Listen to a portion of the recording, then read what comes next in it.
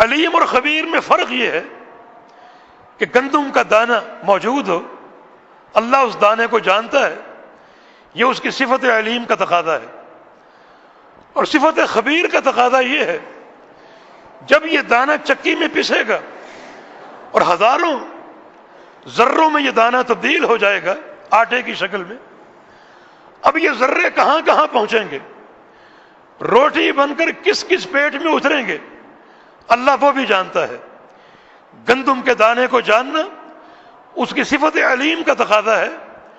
دانے کا پیسا جانا، ہزاروں ذروں میں تبدیل ہو جانا، آٹا بن جانا، اس آٹے کی بوریوں میں پیکنگ کا ہونا اور پھر اس کو خریدا جانا، ملکوں ملکوں پہنچنا، شہروں شہروں پہنچنا، روٹی کی شکل میں تبدیل ہونا، پھر لوگوں کا کھانا، کون کون کس ذرے کو کھائے گا، اللہ اسے بھی جانتا ہے، اور یہ اس کی صفت خبیر کا تقاضا ہے۔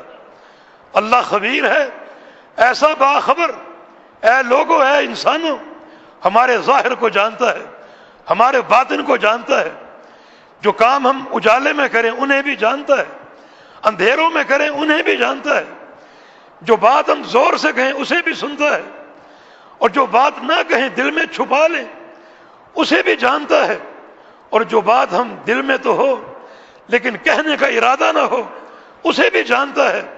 وہ ایسا باخبر ہے، اور لطیف بھی اسی معنی میں ہے۔ اور لطیف کا ایک معنی اور بھی ہے، ظاہر ہے کہ صفات کے معنی آپس میں مختلف ہیں، جو معنی علیم کا ہے وہ خبیر کا نہیں، جو معنی خبیر کا ہے وہ لطیف کا نہیں، جو معنی لطیف کا ہے وہ خبیر کا نہیں۔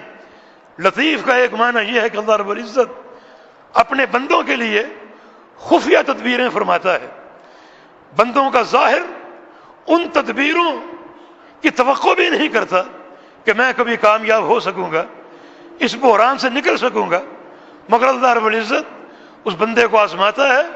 بندہ اگر سرخرو ہو تو اللہ تعالیٰ خفیہ طور پہ ایسی تدبیریں فرماتا ہے جو بندوں کی توقعات کے خلاف ہوتی ہیں۔ یوسف علیہ السلام کو کیا امید تھی کہ بھائیوں کے مکر سے بچ سکوں گا، بھائی مجھے قتل کر ڈالیں گے؟ کیا امید تھی اس کنویں سے باہر آ سکوں گا؟ کیا امید تھی کہ اب تو غلام بن چکا ہوں، غلامی کا بندھن ٹوٹ پائے گا؟ بظاہر کوئی امید نہیں تھی، ظاہری حالات اس پورے امر کے خلاف جا رہے ہیں، اور کوئی مخرج معلوم نہیں ہے، نکلنے کا راستہ سامنے نہیں ہے، مگر اللہ رب العزت جس کی اپنی تدبیریں ہیں، اپنے فیصلے ہیں، اور وہ فیصلے یوں ہی عطا نہیں فرماتا، اپنے بندوں کو امتحان کی چکی میں ڈالتا اور پیستا ہے۔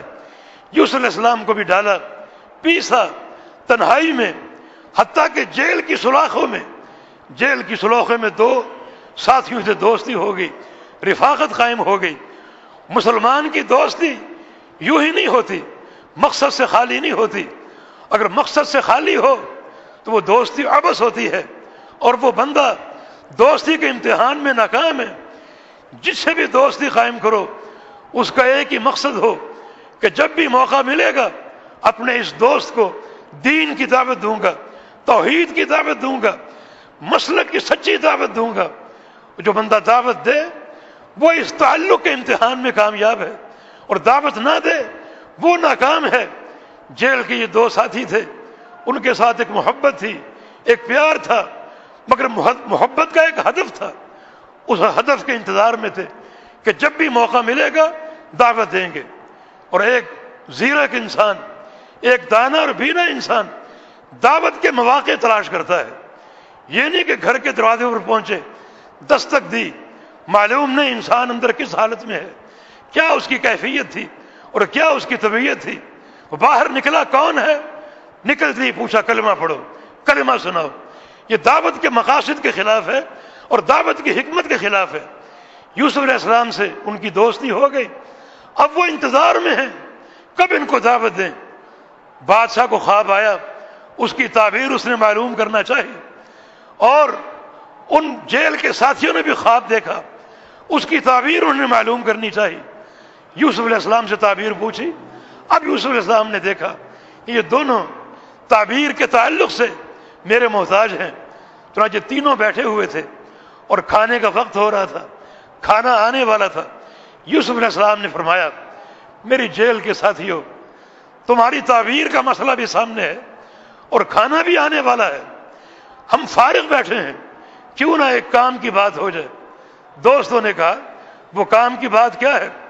فرمایا کہ یا صاحب السجن ارباب متفرقون خیر ام اللہ الواحد القہار، میری جیل کے ساتھیوں بتاؤ، مختلف ربوں کو پوجنا، مختلف خداؤں کو پکارنا، یہ چاہیے ایک اللہ جبار و قہار کو؟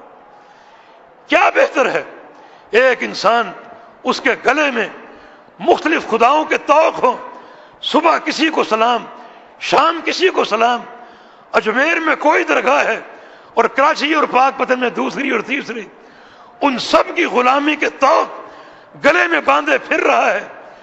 یہ بہتر ہے یہ ایک اللہ جو خالق اور مالک ہے، جبار و قہار ہے، بگڑی بنانے والا ہے، دستگیری کرنے والا ہے، عبادت کے لائق ہے، اس کے ساتھ تعلق بہتر ہے۔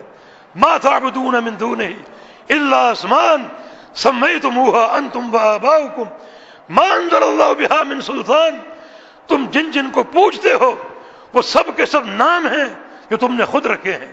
اگر تم نے کسی کا نام داتا رکھا تو خود رکھا ہے، مشکل کشا رکھا تو خود رکھا ہے، دستگیر رکھا تو خود رکھا ہے۔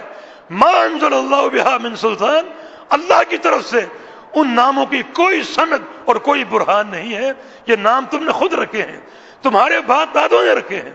حالانکہ عبادت کا مسئلہ دین میں مرکزی مسئلہ ہے، اگر کسی اور کی عبادت جائز ہوتی تو اللہ ان کے نام بتاتا کہ میری عبادت کرو اور فلاں فلاں کی عبادت کرو۔ وہ اللہ جو استنجا کرنے والے کو پتھر کے ڈھیلوں کی تعداد بتاتا ہے کہ 3 سے کم نہ ہو، وہ اللہ عبادت کے معبودوں کی تعداد نہ بتائے گا؟ لیکن اسے بتایا کہ معبود صرف ایک ہے، لا الہ الا اللہ، کوئی عبادت کے لائق نہیں۔ اس زمین کی پشت پر، زمین کے اندر جو بھی معبود بنائے گئے ہیں سب کے سب جھوٹے اور باطل ہیں۔